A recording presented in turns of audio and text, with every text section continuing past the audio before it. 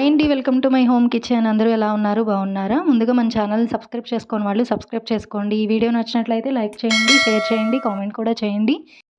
ఇంకా లేట్ చేయకుండా వీడియోలోకైతే వెళ్ళిపోదాము. ఈరోజు మన హోమ్ కిచెన్‌లో కేక్ ప్రిపేర్ చేస్తున్నానండి.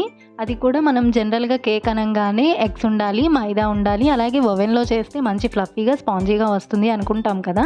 ఈసారి అలా కాకుండా కొంచెం డిఫరెంట్‌గా ఎటువంటి ఫ్లేవర్స్ యూజ్ చేయకుండా, అలాగే ఎగ్స్ వాడకుండా, అలాగే మైదా లేకుండా, అలాగే ఓవెన్ కూడా లేకుండా మన ఇంట్లో ఉండే వాటిలతోనే చాలా టేస్టీ అండ్ యమ్మీగా ఉండేటువంటి కేక్ ఎలా ప్రిపేర్ చేసుకోవాలి అనేది నేను ఈ వీడియోలో చూపిస్తున్నాను.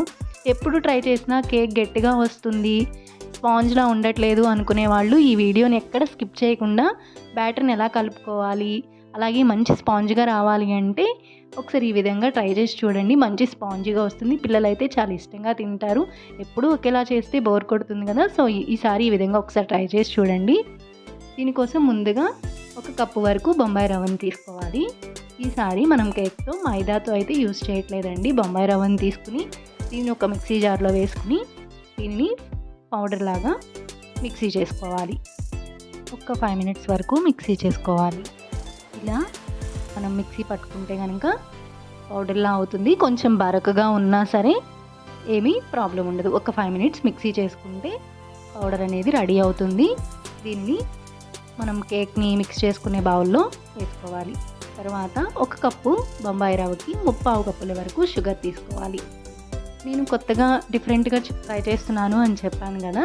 ఎటువంటి ఫ్లేవర్స్ వాడట్లేదండి. దీనిలో మన ఇంట్లో మనకి జనరల్‌గా దొరికేటువంటి బిస్కెట్స్ ఉంటాయి కదా!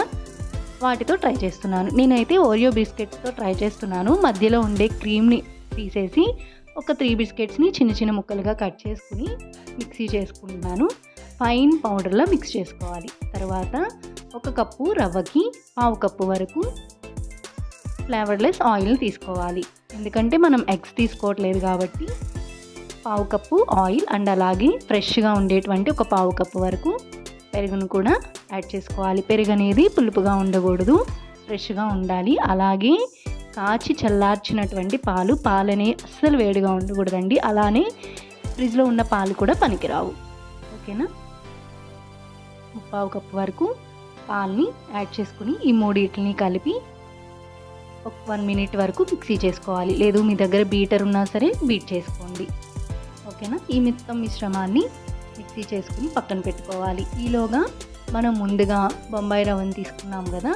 మనం కేక్ బ్యాటర్ని మిక్స్ చేసుకోవడానికి.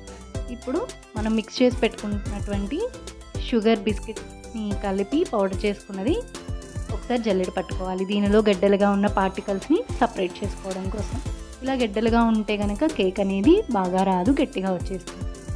నెక్స్ట్ ఇందులోనే ఒక టీ స్పూన్ వరకు బేకింగ్ సోడా, అలాగే ఒక 1/4 టీ స్పూన్ వరకు వంట సోడాని యాడ్ చేసుకోవాలి. బేకింగ్ సోడా అలాగే వంట సోడా వేరండి. అలాగే ఒక చిటికెడు సాల్ట్ని వేసుకుని దీన్ని కూడా జల్లెడ పట్టుకోవాలి.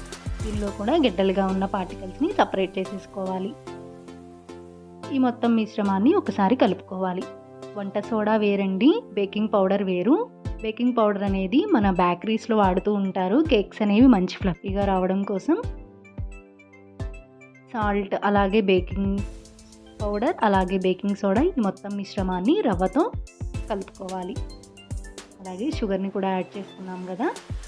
ఈ మొత్తాన్ని కలుపుకున్న తర్వాత మనం ముందుగా మిక్సీ చేసి పెట్టుకున్నటువంటి ఆయిల్, అలాగే పెరుగు, అలాగే పాలు మిశ్రమాన్ని కొద్దిగా ఈ రవ్వలో యాడ్ చేసుకుంటూ ఫైన్‌గా కలుపుకోవాలి. కేక్ బ్యాటర్ని కలుపుకునేటప్పుడు ఎప్పుడైనా వన్ సైడ్ మాత్రమే కలుపుకోవాలండి. 2 సైడ్స్ కానీ రివర్స్ కానీ అస్సలు కలుపుకోకూడదు. ఈ విధంగా నేను వీడియోలో చూపిస్తున్న విధంగా ఇలా కలుపుకోవాలి. మనం యాడ్ చేసిన పాలు మిశ్రమం ఉంది కదా! అది మనం కొద్దిగా యాడ్ చేసుకుంటూ రవ్వలో కలుపుకోవాలి. రవ్వలో ఆల్రెడీ షుగర్ పౌడర్ మిక్స్ అయి ఉంటుంది కదా!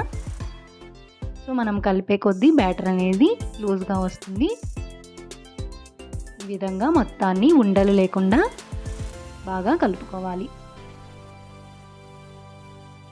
మీ దగ్గర బీటర్ ఉన్నా సరే బాగా బీట్ చేసుకోవాలి. ఈ విధంగా మధ్యలో గడ్డలు లేకుండా కట్ అండ్ ఫోల్డ్ మెథడ్లో ఈవెన్గా కలుపుకోవాలి. మీరు కలుపుతుంటే వీడియోలో అబ్జర్వ్ చేసినట్లయితే బేకింగ్ పౌడర్ వేసాం కదా, అది బుడగలు బుడగలుగా వస్తుంది.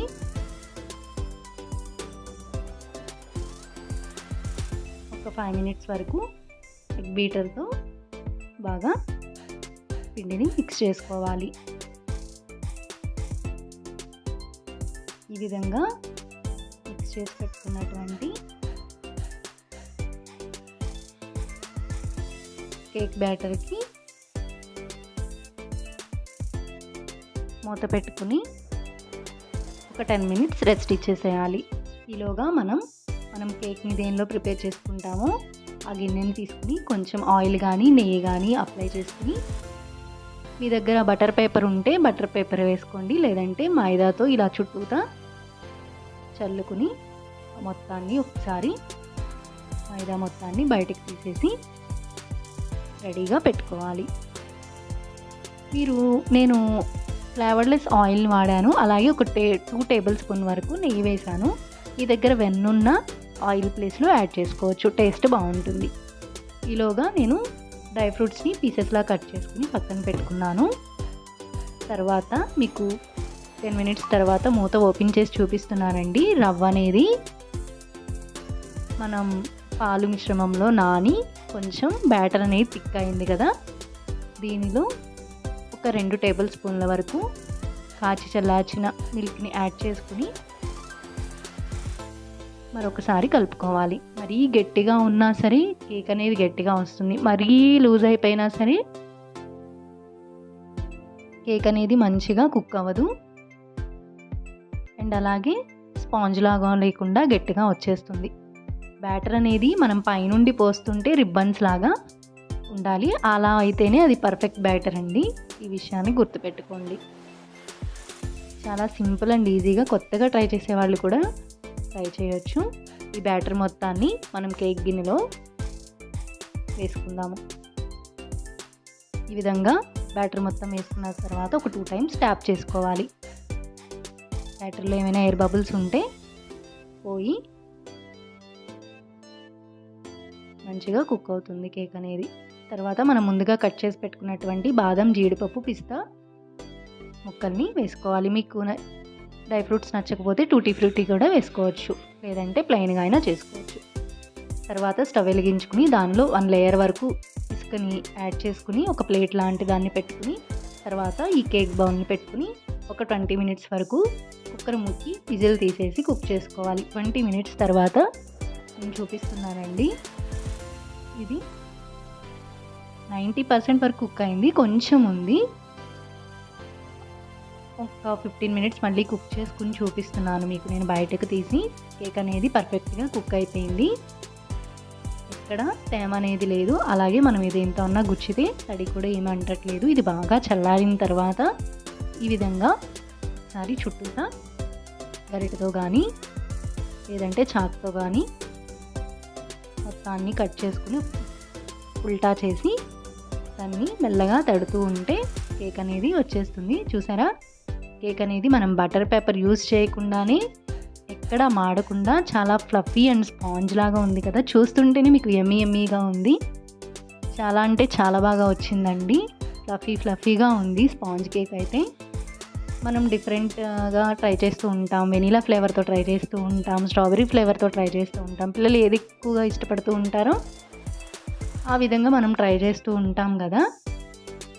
సో ఈ విధంగా ఎటువంటి ఫ్లేవర్స్ లేకుండా పిల్లలకి ఇష్టమైన బిస్కెట్స్తోని ఈసారి ట్రై చేశాను, అందుకే కలర్ కూడా మీకు డిఫరెంట్గా ఉందండి. చూడంగానే ఇది ప్లమ్ కేక్ అనుకుంటారు. దీన్ని మీకు చిన్న పీస్ లాగా కట్ చేసి చూపిస్తున్నాను. చూసారా, లోపలంతా ఎక్కడా గట్టిగా లేదు, అలానే శుద్ధలాగా కూడా లేదు, మంచి ఫ్లఫీగా ఉంది. నోట్లో వేసుకుంటే కరిగిపోయేలాగా ఉందండి చెప్పాలంటే. ఈ విధంగా మీరు కూడా ఒకసారి ట్రై చేసి చూడండి, టేస్ట్ అయితే చాలా బాగుంటుందండి. ఈ విధంగా మీరు పిల్లలకి ఒకే రకంగా కాకుండా కొత్తగా ట్రై చేస్తూ ఉంటే వాళ్ళకి బోర్ ఉండదు. పిల్లలు పెద్దవాళ్ళు కూడా చాలా ఇష్టంగా తినేస్తారు. వీటిని సర్వింగ్ బౌల్లోకి పెట్టి సర్వ్ చేసి ఇస్తే హ్యాపీగా అందరూ ఎంజాయ్ చేస్తూ తినొచ్చు. అంతే కదండి, కేక్ అంటే ఇష్టపడిన వాళ్ళు ఎవరుంటారు. ఈ వీడియో మీకు యూజ్ అవుతుంది అనుకుంటున్నాను. ఈ వీడియో కనుక మీకు నచ్చినట్లయితే లైక్ చేయండి, షేర్ చేయండి, సబ్స్క్రైబ్ చేసుకోండి. మీకు ఎలా వచ్చిందో కామెంట్ చేయండి. Thank you for watching.